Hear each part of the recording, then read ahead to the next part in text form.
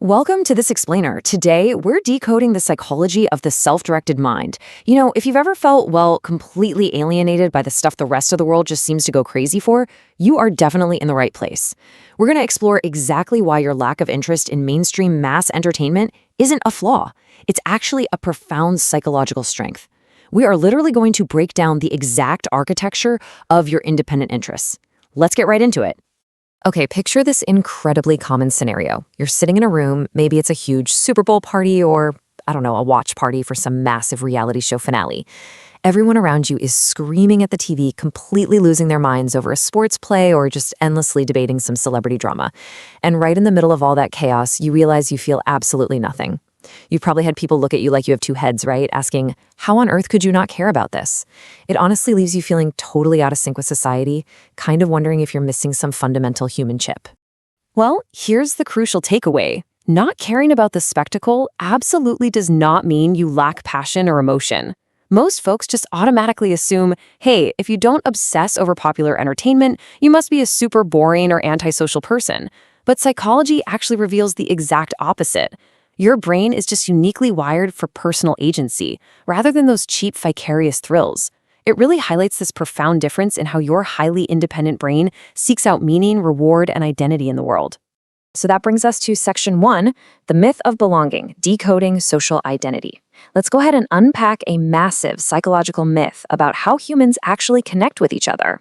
For most people, society operates on this baseline called social identity theory. Basically, it's this psychological framework where folks use massive entities, like a sports franchise, a pop star's fan base, maybe a trending hashtag, to feel a sense of belonging, pride, and group loyalty. They anchor their entire identity in these external groups just to feel secure in who they are. You know the vibe. When the team wins, they genuinely feel like they won. But here is exactly where your mind diverges from the pack. Because you don't need a team jersey to know exactly who you are. Psychology shows that you actually have remarkably low social identity dependence. You simply don't need a group or some massive roaring crowd to define you. Instead, your self-worth is built entirely on your own personal values, your tangible skills, and your internal goals. You aren't sourcing your self-esteem vicariously by watching someone else win or lose. You generate all of that internally.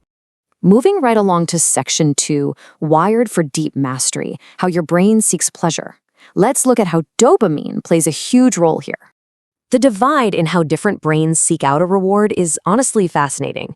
See, mass entertainment is perfectly designed to trigger dopamine through cheap emotional spikes. We call this vicarious emotion. It's that sudden rush of watching someone else hit a home run. But your highly independent brain, it requires what psychology calls diversified stimulation. Instead of just cheering for repetitive, predictable games, your brain actually demands mastery, curiosity, and deep focus. You get your genuine excitement from building things, solving complex problems, and exploring new ideas. You are literally craving long-term satisfaction way more than those short, cheap emotional spikes. Which leads us perfectly into Section 3, the need for personal agency, investing emotional energy. When you look at how emotional energy is invested, the contrast is super stark. Look, mass entertainment asks you to heavily invest your emotions into outcomes that are completely uncontrollable. Think about it. You have absolutely zero say in whether the team actually wins or if that celebrity makes a good choice. We can clearly see here that your self-directed mind simply rejects this totally unfair trade-off. People who avoid mass obsessions highly value predictability and personal agency. Basically, if you can't directly influence the outcome, your brain simply refuses to reward emotional attachment to it. It's really that simple. There's this thought that perfectly encapsulates the independent mind. Why would I invest emotional energy watching millionaires chase the ball when I'm chasing my own goals? Society might be quick to label that thought as jealousy or apathy, but actually, scratch that, it isn't either of those things. It really represents psychological honesty and extreme emotional efficiency. You are actively protecting your very limited daily focus for pursuits that actually give back to your own life. Let's get into Section 4, Rejecting the Chaos, the Nervous System. Because, this isn't just about mindset, it's literally about biology. Mass entertainment is inherently loud, fast, and aggressively emotionally intense. If you naturally hate the shouting and chaos of popular entertainment, it's highly likely your body operates on what's called a low arousal preference. All this means is that your body and mind perform at their absolute best in calm environments rather than chaotic ones. Your nervous system is basically just rejecting the overstimulation of the spectacle, and it's actively seeking out an environment where you can actually, think clearly. So the crucial point here is that your biological comfort with calm gives you an incredibly high tolerance for standing completely alone socially. Just think about the office on a Monday morning. Most folks are going to fake an interest in the big weekend game just to fit in with their coworkers and ride that wave of social arousal. But since you don't need that external stimulation, you are entirely comfortable being out of sync. You don't need to fake excitement, and you definitely don't need to share the emotions of the room to feel secure. That right there is a massive indicator of strong internal validation. And finally, we arrive at Section 5, Depth over Spectacle, the independent mindset. These 3 pillars totally summarize your ultimate psychological strengths.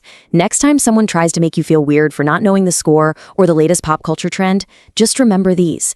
You are not emotionless. You simply prioritize meaning over noise. You demand personal control over the outcomes in your life, totally refusing to outsource your joy to strangers on a screen. And you actively seek internal rewards over group validation. Honestly, your independence is just an incredibly efficient operating system. As we wrap up this explainer, I want to leave you with this final thought to really reflect upon. You have a brain wired for mastery, an emotional reservoir protected by incredible efficiency, and a nervous system that absolutely thrives on deep focus. So, I challenge you. Use your uniquely self-directed mind to chase your own goals. Stop worrying about what the crowd is cheering for and ask yourself, what are you going to build next? Thank you so much for joining me on this deep dive into the architecture of your mind. See you next time.